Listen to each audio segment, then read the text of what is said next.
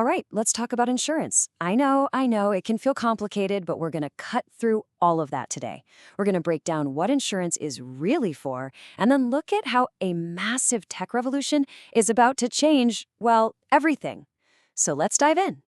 Does this sound familiar? You're paying that bill every single month, but do you really understand what you're paying for? So often, these policies are just dense, confusing, and full of hidden fees.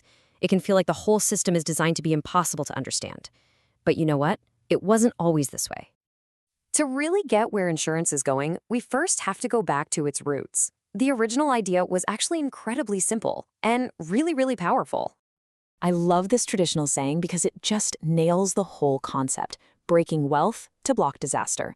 All it means is that you pay a small, predictable cost, that's your premium, to protect yourself from a huge, unpredictable, and potentially life-ruining disaster down the road. It's a simple, elegant transfer of risk.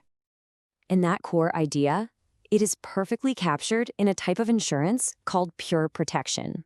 So what is it? Well, pure protection is pretty much what it sounds like.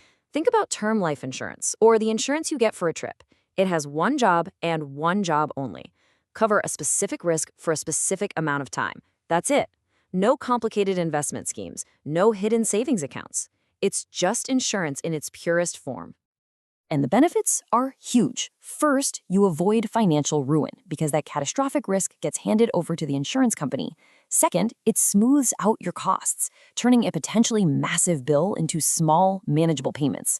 Third, and this is a big one, it frees up your money. You don't have to sit on a giant pile of emergency cash. You can invest that capital and put it to work. And finally, it protects those investments. If a crisis hits when the market is down, you're not forced to sell your stocks at the worst possible moment. You get a cash payout instead. And this is where that clarity really makes a difference. On one side, you've got pure protection. It's simple, it's focused on risk, and the fees are low and easy to see. But on the other side, you have investment-linked insurance, which honestly is often a trap. It's complicated, it's trying to do two things at once, and it's famous for high hidden fees that can just eat away at your money over time. So the key takeaway here is pretty simple. Keep these two things separate. Trying to make one product do both jobs usually just ends up benefiting the company selling it, not you. But here's where the story takes a sharp turn. Just as we're rediscovering this elegant simplicity, a whole new wave of technology is crashing in. And it's a real double-edged sword, one that could totally redefine the world of insurance. Think about how it used to work. In the past, insurers looked at broad buckets of data, like your age and gender, to figure out your risk. Right now, they're starting to use behavioral data from things like your fitness apps and your smartwatch. But the future is heading somewhere way more personal, into your genetic code. Insurers are getting this powerful new toolkit. AI and big data can scrape your digital life to predict your risk profile. Wearables can monitor your health choices in real time. But the ultimate prize, for many, is genetic testing, the ability to look into your DNA and see the health risks you were born with. Now, in theory, this sounds kind of fair, right? The healthier your lifestyle, the less you should pay.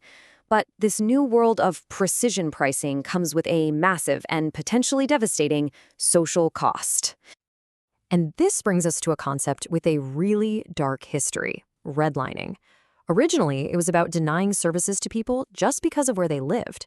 Today, we're facing the possibility of a new digital redlining, where people could be priced out or denied service based on their personal data. And this chart just lays it out perfectly. A super healthy, low-risk person might pay, say, $50 a month. But someone whose data flags them as high risk, maybe because of a genetic marker they have absolutely no control over, could suddenly face a premium of thousands of dollars. It becomes completely unaffordable. And for some people, it gets even worse. If the data says you're just too big of a risk, an insurer might not just charge you a crazy premium, they might just refuse to cover you at all, at any price. This leaves the very people who need that safety net the most with absolutely nothing. So all of this leads to a huge fundamental conflict, a clash between two completely different ideas about what insurance is even for. On one side, you have the business goal, to price risk with perfect pinpoint accuracy. To do that, you want to exclude high-risk people to maximize your profit. But on the other side, you have the social goal, to pull everyone's risk together to include everyone so we all have a safety net. As you can see, these two goals are pulling in completely opposite directions. And if you follow that business goal all the way to its logical conclusion, you end up in a pretty strange place. A world where insurance is only available for the people who are so healthy, they're the least likely to ever need it. The entire original purpose of sharing risk gets completely lost.